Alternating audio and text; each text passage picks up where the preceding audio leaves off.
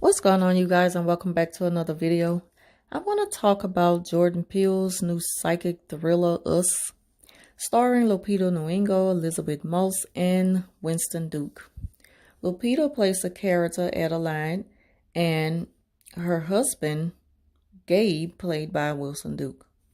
They have two children, a son and a daughter, Zora and Jason. Now, the movie starts off with the caption, "There are underground tunnels all over the U.S. and underground railways."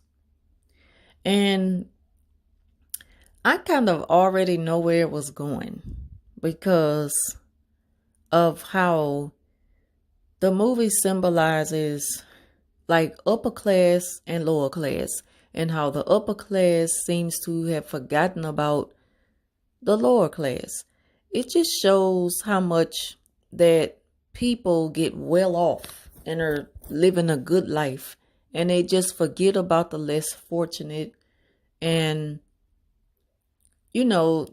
just forget about other things that are going on in the world. People are just so selfish and stuck in their own ways. But the movie, it have so many other messages. It doesn't just sticks to one thing. I'm not going to go through like every single scene in the movie and stuff like that. I'm just going to kind of give snippets of the movie and give my opinion on it. And so the family, they're going on this vacation, which they probably go on every year, to the same beach house. But when Adeline was a little girl, she was on vacation with her parents, or they was at an amusement park near that same beach. She wandered off and went into a fun house, and the name of the fun house is called Find Yourself. And it's a fun house that it's like, it has mirrored walls, and it's like a maze. When she walked inside the maze, and, she just ended up finding her way to a little girl. But the little girl was turned away from her. When the little girl turned around towards her, she gave her like an evil smile.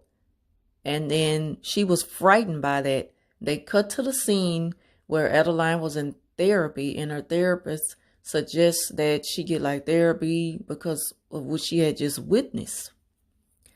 And ever since then, she just never talked again. But it took some time before she finally started to speak again. So now we're in the present time when she's an adult. And this is when Adeline, the one who played the character Lupita, she's taken her and her family. They're going to the beach. Now they're going to the beach that they go to every year also. They're meeting with friends at the beach. And her son Jason, he wanders off like she did when she was a little girl. So she immediately just freaked out because they just took her back to that moment when she wandered off into that fun house and seen a little girl who looked exactly like her. And so I'm going to kind of cut through now.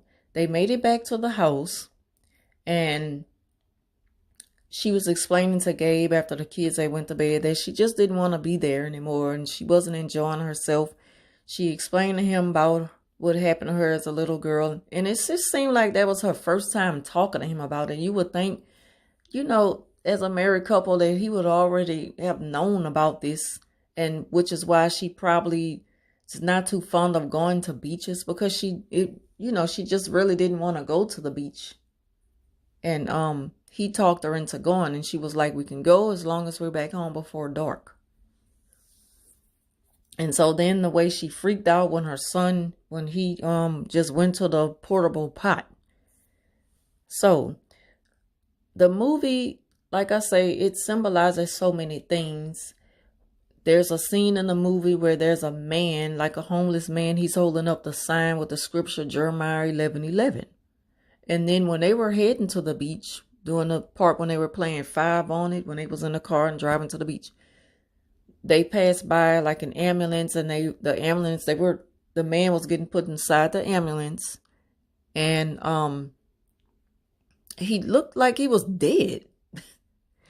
And so when they made it to the beach and stuff like that, so back to that part during the nighttime when she was explaining to him why she want to go home, she not having fun, she just feel uneasy being there. She explained to him when she was a little girl and She seen herself when she went into that fun house, and it just traumatized her. And when they were talking, they just suddenly lost power. So their son Jason came to the room and he was like, there's a family in our driveway. The family was in the driveway where it's like them, just cloned. And the family had on a red jumpsuit. The same red jumpsuit that the man had on back at the beach. The old man that was put on a stretcher, he was also at the beach. So I'm like, it just seems like the movie was already kind of giving you signs that it had something to do with cloning. And but you really just had to pay close attention to everything going on in the movie because it gave you so many details of like what's it about or what's about to happen. So the movie was about an hour and 50-something minutes. It started off real slow. To me, it was more slow down scenes than it was like when it really got to it was like the last 45 minutes of the movie. But it still kept me. It's still interested enough to watch. The movie just pretty much based on, it also takes us back to like 1986 during the time of the Hands Across America movement, which was like a nationwide funding, a charity for the hunger, to feed the hungry. And it's just like how things are nowadays. Like there's like outrage just for a certain amount of time. And then we're on to the next thing that's going on in the world. Like we don't stick to one thing and other things are quickly forgotten about. And that's what the movie kind of is set on, the fact that like there's upper class Americans and there's lower class Americans. And the wealthy, they just forget about the less fortunate. They don't give back. Like America just don't take care of America. Everybody is all for themselves. And I noticed that a lot of people said the movie saying like we're our own worst enemy. But I didn't see anything in the movie that kind of, well, I guess because there's a scene in the movie where there's an escalator in an underground tunnel. You know, the escalator, it's separating, you know, being able to go above ground. But the people that were underground, there were people actually living underground. And there were cloned rabbits underground. There was like a laboratory underground with cloned rabbits. And all of the people living underground were eating the rabbits. That's how they stayed alive, by eating rabbits. But like I say, the escalator separated them from being up above ground. But for some reason, they never went up the escalator. When they finally decided to like form an alliance to go against the people who live up above them, they did it in a vengeful way, like we're going to pay them back for not taking care of us. So I guess the movie does, yeah, that just dawned on me. I guess the movie does symbolize how we are our own worst enemies because we blame other people for things that we can do on our own. And so once the underground people, they went above ground, like I say, they went all across the nation, just like it was like an apocalypse, like they just wiped out humanity. They completely took over. But Adeline's family, they were able to like just escape the terror. They fought their way through. They killed everybody that came for them.